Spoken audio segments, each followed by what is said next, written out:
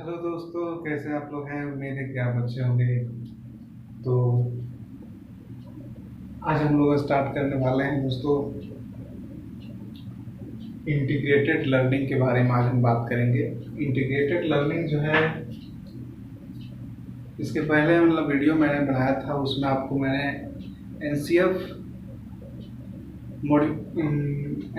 Recommendation के बारे में बात किया था मैंने दोस्तों। एनसीएफ रिकमेंडेशन क्या है इसके बारे में मैंने बताया था। आज हम बात करने जा रहे हैं, हमारा ईवीएस पेडागोगी का ये पार्ट 3 वीडियो है। और आज हम बात करेंगे इंटीग्रेटेड लर्निंग, एकीकृत अध्ययन क्या है। Integrated learning means the child looks at the environment around him in a holistic manner and does not compartmentalize any topic into science and social science। दोस्तों, पहले तो हम बात करते हैं इंटीग्रेटेड होता क्या है। इंटीग्रेटेड मीन्स होता है जैसे कि जो बच्चे असामान्य होते हैं, जैसे कि एक तरह से पैरालाइज्ड होते हैं या फिर विशेष बालक भी इसको हम कह सकते हैं। तो वैसे बालक जो समाज के पिछड़े तबके में आते हैं, तो वैसे बालक जो सामान्य बालक के साथ सामान्य विद्यालय में आके शिक्षा ग्रहण करें, तो उसी को इंटीग्रेटेड शिक्षा कहते हैं दोस्तों। इंटीग्रेटेड शिक्षा, यहाँ पे इंटीग्रेटेड लर्निंग है, तो यहाँ पे सिर्फ बस अधिगम है। अधिगम का अर्थ ही होता है सीखना।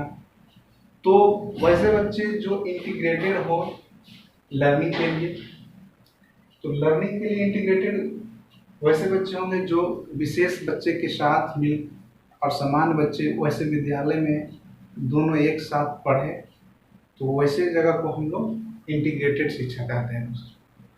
तो यहाँ पे जो मैंने बात किया है, यह हमारा है एक बच्चे का जो हॉलिस्टिक मैनर का जो विकास होता है वो बहुत ही जरूरी है।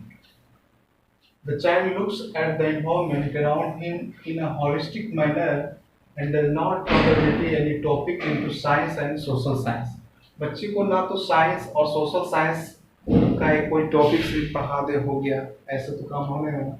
मतलब एक तरह का बच्चे के ऊपर हमारा जो डेवलपमेंट होना चाहिए वो हॉलिस्टिक वे में होना चाहिए, सर्वांगीण विकास उसको होना चाहिए सारी चीज़ों का, उसके कलाओं के, उसके अंदर कोई अगर कला है, संगीत का हो, चित्रकला हो, ये कोई चीज़ का हो, आर्ट का हो, क्राफ्ट का हो, या मॉडलिंग का हो, डायलॉग का, कोई भी तरह का उसके पास एक्टिविटी है अलग सा हो, उसको हमको निखारना है, ना कि सिर्फ साइंस मैथ में उसको फंसा कर रखना है। ऐसा भी नहीं होना चाहिए। तो उसको जिस वे में उसको जाना है, जो हमारा नई शिक्षा नीति पॉलिसी जो आई है उसमें भी यही बताया गया सेम चीज, कि बच्चे को सिर्फ साइंस सोशल साइंस से जोड़कर ना रखा जाए, बल्कि उसके और भी सारे कई पहलुओं को देखकर उसको हॉलिस्टिक वे में उसको डेवलपमेंट किया जाए। तो दैट इज इंटीग्रेटेड लर्निंग। जैसे कि साइंस और सोशल साइंस के विषयों में हम लोग पढ़ते हैं, जैसे कि हम बात किए थे कि हमारा जो यहाँ पे नेचर पढ़ेंगे तो यहाँ पे भी हम लोग नेचर पढ़ते हैं, यहाँ पे सोशल पढ़ते हैं। तो इसी तरह से यहाँ पे अगर वाटर पढ़ते हैं तो यहाँ वाटर का मैनेजमेंट पढ़ते हैं। ठीक नेक्स्ट हमारा है hence EVS in classes 3 and class 5 integrates the concepts and issues of science, social science and environment education। यहाँ पे जिस तरह से क्लास 3 में हमारा ईवीएस चलती है, जो आप एनसीईआरटी का जो क्लास हमारा है ईवीएस, उसमें 3 का एनसीईआरटी और 5 का में जो है ईवीएस का जो कॉन्सेप्ट लाया गया था, वो उसमें साइंस भी मिला होता है, सोशल साइंस का भी पोर्शन होता है और इन्वायरमेंट एजुकेशन का भी होता है। मतलब बच्चे को वहाँ से जो है क्लास 3 से लेकर बच्चे को साइंस और सोशल साइंस और इन्वायरमेंट का नॉलेज होना जरूरी होता है। आसपास जो हम चीज़ों को देखते हैं वो सारी चीज़ों को बच्चे को नज़र में आना चाहिए। तो वो हमारा ईवीएस काम करता है। यहाँ पे ईवीएस क्या है? ईवीएस सिर्फ एक सब्जेक्ट नहीं है, वो सिर्फ एक ईवीएस ही नहीं है, बल्कि उसमें कई सारे विषयों का मिश्रण है। साइंस भी उसमें आ जाता है, सोशल साइंस भी आ जाता है, साइंस तो खुद है ही, प्लस इन्वायरमेंट हमारा स्टडीज भी आ जाता है। तो इस तरह से तीनों मिला के एक ईवीएस सब्जेक्ट का निर्माण हुआ है। नेक्स्ट हमारा है टेक्स्ट बुक के ऊपर कि ईवीएस का जो टेक्स्ट बुक जो चलता है उसके बारे में बात करेंगे। तो this subject is not there in the classes 1 and 2, but the issue and the concepts related to if are meant to be the part of language and the mathematics। बात कर रहे हैं यहाँ पे 1 क्लास एंड 2 की बात कर रहे हैं। क्लास 1 एंड 2 में जो है कि ईवीएस का बुक नहीं चलता है, वहाँ पे आप लैंग्वेज की बात करते हैं। लैंग्वेज में जैसे कि मैथमेटिक्स की बात हम कर रहे हैं यहाँ पे, तो मैथमेटिक्स क्या है, एक तरह से बच्चे के अंदर वो सारी प्रक्रिया को वो बाहर लाता है। बच्चे वहाँ पे तो लैंग्वेज लेके अपने घर से आते ही हैं। हर एक बच्चा अलग अलग कल्चर्स, अलग अलग समाज सोशल से वो आता है स्कूल, तो इस तरह से वहाँ पे जो इशू होता है। लेकिन 1 एंड क्लास 2 में जो ईवीएस का बुक नहीं है, तो वहाँ का जो कॉन्सेप्ट है वो, इसका मतलब ये नहीं कि सिर्फ आप उसको बच्चे को मैथमेटिक्स सिखाएं, उसको लैंग्वेज वहाँ पे बहुत इंपॉर्टेंट रोल करता है। लैंग्वेज क्या है, एक पार्ट ऑफ मैथमेटिक्स का भी एक पार्ट है। मतलब कोई भी आप सब्जेक्ट उठा ले, मैथ उठा ले, साइंस, तो उसमें लैंग्वेज का बहुत बड़ा रोल है दोस्तों। नेक्स्ट हमारा है, textbook is not the only source of knowledge but should support childrens to construct knowledge through all the sources such as by the people, their environment, newspapers etc. तो इस तरह से हमारा जो टेक्स्ट बुक है वह एक तरह का सोर्स ऑफ नॉलेज ही सिर्फ नहीं है।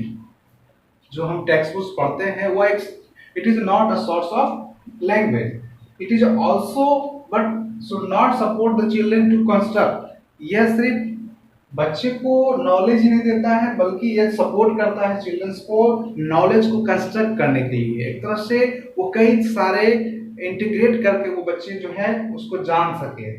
All the sources such as by the people, मतलब लोग अपने समाज से बच्चे सीख सकता है, अब बच्चे अपने आसपास के इन्वायरमेंट से सीखता है, बच्चे अपने स्कूल से सीखता है, अपने माहौल से सीखता है, बच्चे आसपास के प्रभाव, मतलब उसका जो प्रभाव होता है वह सारे चीज़ों से है, घर से लेकर बाहर तक का होता है, उसके ऊपर सारे दोस्तों का भी प्रभाव होता है। तो इस तरह से यहाँ पे सिर्फ बुक्स की बात हम ना करें, बल्कि उसके कंस्ट्रक्ट ऑफ नॉलेज जो है उसके थ्रू जो है बहुत सारी चीज़ों को सीख पाता है। सिर्फ किताबें से हम नहीं बहुत सारी चीज़ को सीख लेते हैं, हमारे आसपास दोस्तों से भी हम बहुत सारी चीज़ सीखते हैं, समाज से सीखते हैं, हमारा जो आसपास के जो इन्वायरमेंट है उससे हम लोग सीखते हैं, कहीं ना कहीं हम अपने पेरेंट्स से भी सीखते हैं। तो ये सारी चीज़ जो है हमारा इंटरलिंकिंग है। नेक्स्ट हमारा है, there is no place for definition and mere information in the text book of the EVS. Even the language used in the book is not format but that spoken by the children. Means सिर्फ हम बात करेंगे एक खास जगह की नहीं, बल्कि जो भी इंफॉर्मेशन हमारा ईवीएस के बुक्स में दिया होता है लैंग्वेज के रूप में, वह एक तरह का it is not a book of format. ये एक तरह का बुक का फॉर्मेट नहीं होता है, बल्कि बच्चे की लैंग्वेज में हमको उसको चीज़ को सिखाना चाहिए। ऐसा नहीं कि हम क्लास 1 के बच्चे को बहुत सारा हाई लेवल का इंग्लिश उसमें डाल दें, बच्चे को समझ भी नहीं। तो ये आप देखे होगा कि जहाँ जो स्टेट लेवल बुक्स है, चाहे वो कोई भी गवर्नमेंट का हो, स्टेट गवर्नमेंट का बुक्स है, तो वहाँ पे क्षेत्रीय रीजनल लैंग्वेज का यूज किया जाता है, ताकि बच्चे को समझ में आ सके कि किस भाषा में हम यहाँ पे ज़्यादा बेहतर अपने आप को ढाल सकते हैं, हमारी भाषा में कोई सिखाने वाला है कि नहीं हमें। ये सारी चीज़ों को हम वहाँ पे एनसीईआरटी खुद भी इस पे ध्यान देती है कि हमको लोकल लैंग्वेज को बढ़ावा देना है, ना कि इंटर ग्लोबल लैंग्वेज को। ग्लोबल लैंग्वेज है तो इंग्लिश है मस्त, लेकिन शुरुआती दौर में जो बच्चे का जो 7-8 साल 10 साल होता है, उस पीरियड में हमें बच्चे का जो लोकल लैंग्वेज होता है उसको हमको ज़्यादा प्रमोट करना होता है। तो इस तरह से यहाँ पे टेक्स्ट बुक का रोल बहुत ही इंपॉर्टेंट हो जाता है। बच्चे को अगर सेम उसका लोकल लैंग्वेज में उस तरह की चीज़ों को पढ़ने को मिल जाए तो बच्चे ज़्यादा उसको ध्यान से पढ़ते हैं, ज़्यादा उसको मन से उतारते हैं और बच्चे बहुत खुश होकर पढ़ते हैं।